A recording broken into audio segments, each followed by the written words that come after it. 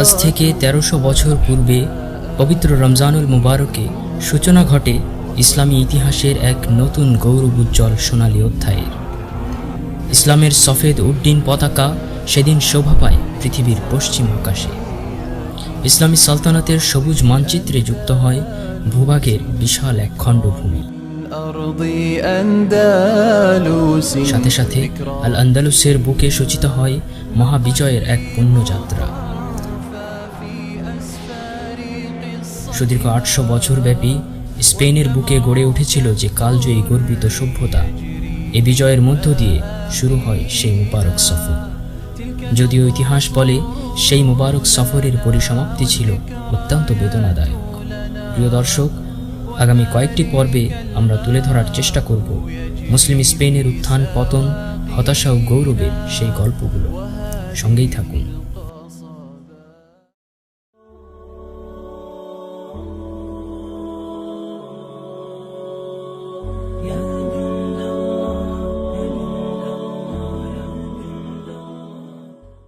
Ertugrul গাজীর জীবনী নিয়ে করা আমাদের পূর্বের ডকুমেন্টারিতে অনেকেই জনপ্রিয় তুর্কি টিভি সিরিজ দিরিলিস আর্তুগ্রুলের লিঙ্ক চেয়ে কমেন্ট করেছেন। তাদেরকে বলছি, আপনারা এই অ্যাপসটি ডাউনলোড করতে পারেন। এখানে বাংলা ডাবিং এবং সাবটাইটেল সহ দিরিলিজের সকল সিজন একসাথে পাবেন। ডিসক্রিপশনের লিঙ্ক দেওয়া থাকবে। ৯২ হিজরির ২৮ রমজান। উমাইয়া খেলাফতের তখন স্বর্ণ সময়। রাজধানী দামেস্কের মসনদে উমাইয়া বংশের অন্যতম শাসক খলিফা আল ওয়ালিদ বিন আব্দুল মালিক সমাসীন। খলিফা আল ওয়ালিদের নিয়োগে উত্তর আফ্রিকার গভর্নর ছিলেন মুসলিম সেনাপতি মুসা বিন নুসাইর। মুসা বিন নুসাইর ছিলেন ইতিহাসের অন্যতম সাহসী এক মুসলিম বীর, যার ঘোড়া ছুটে বেরিয়েছে সমগ্র উত্তর আফ্রিকা। তার নেতৃত্বেই মরক্কো পর্যন্ত আফ্রিকার বিশাল অঞ্চল দিগ্বিজয়ী মুসলিম বাহিনী জয় করে নিয়েছিল। আর মরক্কের ওপারেই রয়েছে স্পেন, সেই স্বপ্নের আল আন্দালুস। স্পেনই ছিল এ সময় ইসলামের আলো ছড়িয়ে দিতে মুসলিমদের জন্য উপযুক্ত এক ভূমি। কেননা স্পেনে তখন ছিল না মানুষের কোনো স্বাধীনতা, অধিকার ও মর্যাদা। খ্রিস্টান শাসকরা প্রজাদের উপর এহেন কোনো অত্যাচার নেই যা প্রয়োগ করত না। ইহুদি সহ ভিন্ন ধর্মাবলম্বীরা তো নির্যাতিত ছিলই, খোদ খ্রিস্টান ধর্মাবলম্বীরাও ছিল চরম নিষ্পেষণের শিকার। ভিতরগত জুলুম, নিপীড়ন ও অরাজকতার কারণে আন্দালুস বিজয় করা তখন ছিল সময়ের দাবি। আর মুসা বিন নুসাইরের পরবর্তী আকাঙ্ক্ষা ছিল আন্দালুস বিজয় করা, যে আকাঙ্ক্ষা তার অসম বীরত্বেরই প্রতীক বহন করে। এ সময়ে সিউটার গভর্নর কাউন্ট জুলিয়ানের আমন্ত্রণ স্পেন যাত্রার পথ আরও সহজ করে দেয়। সিউটা ছিল মরক্কোর শেষ সীমানায় অবস্থিত। ভূমধ্যসাগরের তীরের এই অঞ্চলটি শাসিত হতো স্পেন সাম্রাজ্যের অধীনে। মুসলিমদের বার কয়েক স্পেন যাত্রা প্রতিহত করা হয়েছিল এই শহর থেকেই।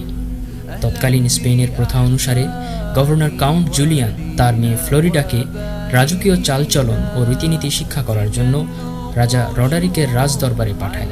পরমা সুন্দরী ফ্লোরিডা রাজা রডারিক কর্তৃক ধর্ষিতা ও লাঞ্ছিতা হন।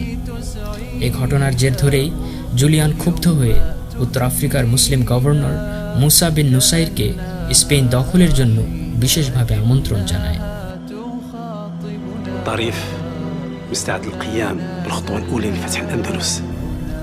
এবার খলিফার কাছ থেকে অনুমতি নিয়ে মুসা বিন নুসাইর তারিফ বিন মালিকের নেতৃত্বে ক্ষুদ্র একদল মুসলিম সেনাবাহিনী স্পেনে প্রেরণ করেন। তারা সীমান্ত এলাকায় বেশ কিছু সফল অভিযান পরিচালনা করে দ্রুত ফিরে আসে। স্পেনের অবস্থা পর্যবেক্ষণ করাই মূলত এই অভিযানের প্রধান উদ্দেশ্য ছিল।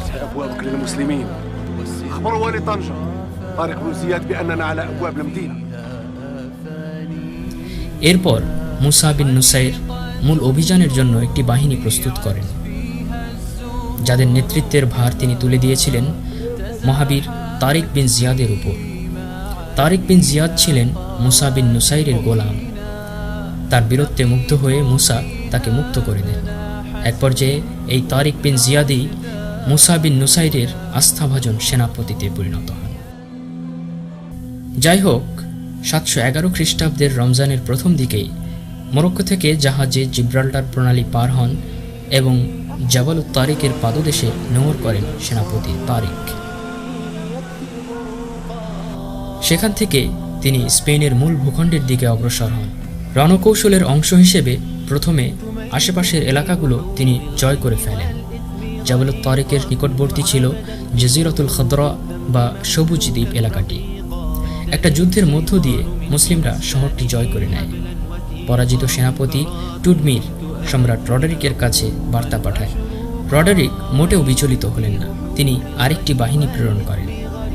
সেটিও শোচনীয়ভাবে পরাস্ত হল মুসলিমদের হাতে। প্রাণে বেঁচে ফেরা কিছু সৈন্যদের মাধ্যমে রডারিক জানতে পারল পরাজয়ের তিক্ত সংবাদ। এবার রডারিক নিজেই যুদ্ধযাত্রার ঘোষণা দিল। যুদ্ধ প্রস্তুতি নিয়ে খ্রিস্টান বাহিনী রাজধানী টলেডো থেকে যাত্রা শুরু করল। অবশেষে 92 হিজরির 28 রমজান সিদনিয়া শহরের নিকট ওয়াদি লাক্কার প্রান্তরে রাজা রডারিকের বাহিনীর সম্মুখে এসে উপস্থিত হয় মুসলিমরা। যুদ্ধের প্রাক্কালে সেনাপতি তারিক বিন জিয়াদ রণদীপ্ত ভাষণ দেন। البحر من ورائكم والعدو أمامكم وليس لكم والله إلا الصبر والصدق। হে আমার সহযোদ্ধারা, কোথায় পালাবে?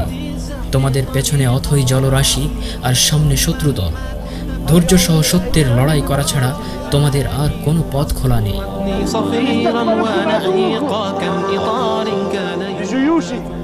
সেনাপতির ভাষণ মুসলিম বাহিনীকে দারুণভাবে উদ্দীপ্ত করে। এ যুদ্ধে মাত্র 12,000 মুসলিম বাহিনীর বিপরীতে লক্ষাধিক খ্রিস্টান বাহিনীর নেতৃত্ব দেন রডারিক। একদিকে 12,000, অন্যদিকে 1 লক্ষ সৈন্যের বিশাল খ্রিস্টান বাহিনী। খ্রিস্টানদের চোখে মুখে যেন দম্ভ ও অহমিকা ঠিকরে পড়ছিল, কিন্তু কিছুতেই মুসলিমদের সাহসিকতায় চির ধরাতে পারেনি। তারাও দ্যুতিময় বীরত্বের প্রহর গুনতে লাগল। তারা ছিল ইমানের বলে বলিয়ান। তারা তো শুধুমাত্র আল্লাহর উপর ভরসা করেই তরবারি চালায়। তাদেরকে পৃথিবীর কোনো শক্তি দুর্বল করতে পারে না। যারা বাহ্যিক উপায় উপকরণের উপর শুধুমাত্র আল্লাহর নুসরাতকেই প্রাধান্য দেয়, তারা কি করে বিশাল সেনাবাহিনী দেখে পিছিয়ে পড়তে পারে? আল্লাহু আকবার ধ্বনি দিয়ে মাত্র 12,000 সৈন্যের ক্ষুদ্র মুসলিম বাহিনী অসম যুদ্ধে অবতীর্ণ হল। كنت في التخطيط نجما يبهر الدنيا بريقا أجهدت سيارتي من شدة الزحف طريقا يا رفيق الدرب مهما كنت টানা 8 দিন এক রক্তক্ষয়ী লড়াইয়ের পর মুসলিমদের নিরঙ্কুশ বিজয়ের মধ্য দিয়ে যুদ্ধের পরিসমাপ্তি ঘটে। রাজা রডারিক পালিয়ে গিয়ে নদীতে ডুবে মারা যায়। পাহাড় সম অটলতা ও নির্ভেজাল ইমানের পরাকাষ্ঠা প্রদর্শনের বিনিময়ে আল্লাহ মুসলিম বাহিনীকে গৌরবান্বিত এক বিজয় উপহার দেন। ওয়াদি লাক্কার প্রান্তরে তারিক বিন জিয়াদের নেতৃত্বে মুসলিমরা বীরত্বের এমন এক মহাকাব্য রচনা করল, যা মাশরিক থেকে মাগরিব আন্দালুস ভূমিতে এর পূর্বে কেউ প্রত্যক্ষ করেনি। ওয়াদি লাক্কা যুদ্ধের বিজয় মুসলিম বাহিনীকে অপূর্ব মনোবল ও আত্মবিশ্বাস যোগায়। এরপর সৈন্যবাহিনীকে পুনরায় সুসজ্জিত করে অনধিকৃত অঞ্চলগুলো দখলের জন্য সেনাপতি তারিক বিন জিয়াদ পুনরায় অভিযান শুরু করেন। একে একে তিনি মালাগা, সেভিল, ইসিজ, মুরসিয়া ও কর্ডোভা বিজয় করে রাজধানী টলেডো পর্যন্ত বিজয়যাত্রা অব্যাহত রাখেন। এভাবেই কয়েক বছরের মাথায় সমগ্র আইবেরীয় উপদ্বীপ মুসলিমরা দখল করে নেয়। অত্যাচারী গথ রাজশক্তির পতন হয়ে রাজধানী টলেডোর প্রাসাদ শিখরে উড্ডীন হয় ইসলামী নিশান।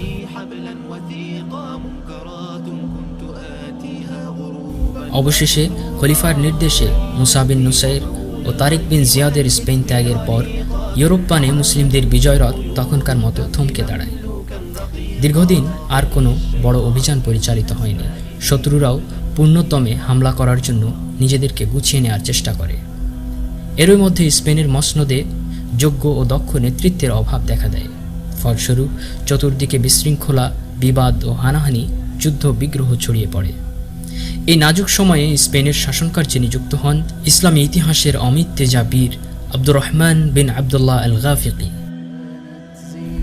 স্পেনের দায়িত্বে আসার পর তিনি পুরো স্পেনকে সংঘবদ্ধ করে বাহিনী নিয়ে ফ্রান্সের দিকে দৃষ্টি নিবদ্ধ করেন। একে একে মুসলিমরা ফ্রান্সের বৃহৎ শহরগুলো দখল করে নেয়।